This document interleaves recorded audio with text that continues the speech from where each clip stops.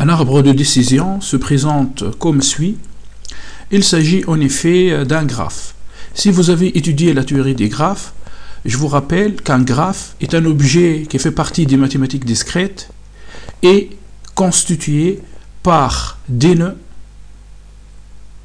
et des arcs ou bien des arêtes. En effet, un arbre peut être compliqué ou bien simple ou bien même très compliqué. Par exemple, cet arbre de décision permet de classifier les clients d'une banque en vue de l'octroi d'un crédit. Il s'agit en fait d'une application pour le scoring des clients d'une banque. Pourquoi cet arbre est assez compliqué? En effet, car les données associées à cet arbre sont vraiment très compliquées. C'est-à-dire, on trouve beaucoup de variables explicatives, bien sûr encodées, par exemple le sexe, l'éducation. Il y a plusieurs catégories. Est-ce que là, le client est marié ou pas, son âge, et plusieurs autres variables qui représentent l'historique du client dans la banque.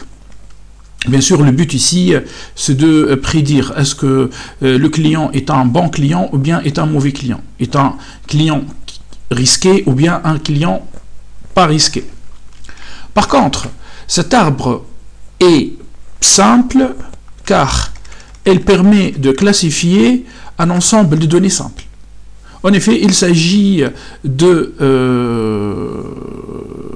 ensemble de données ayant 4 variables explicatives, ou bien on dit aussi indépendantes, en l'occurrence qualitatives, et le but est de prédire est-ce que selon l'état du météo, est-ce qu'on peut sortir jouer au golf ou pas.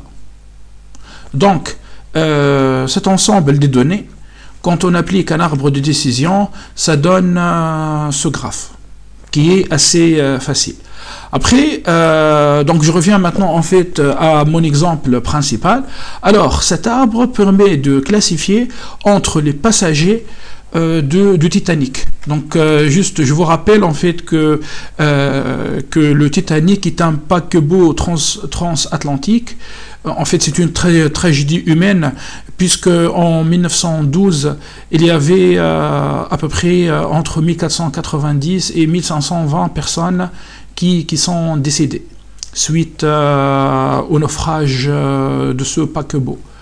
Sur le site Kaggle, le site de référence en machine learning, c'est-à-dire où on trouve beaucoup de compétitions et un espace d'échange des fichiers et des codes, et je vous invite à participer à ces compétitions, car c'est très bénéfique pour vous et pour votre formation.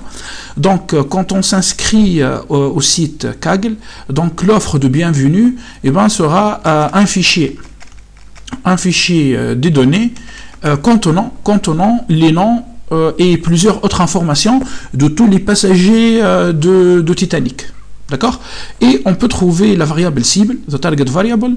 Est-ce que le passager a survécu le drame, c'est-à-dire 1, ou bien il est décédé pendant le naufrage? Et le but, en fait, est de classifier, bien sûr, selon cet arbre, enfin, selon un algorithme. Pour nous, aujourd'hui, en fait, c'est l'arbre de décision. On va classifier ces passagers. Est-ce que ces passagers vont mourir ou bien ils vont être sauvés?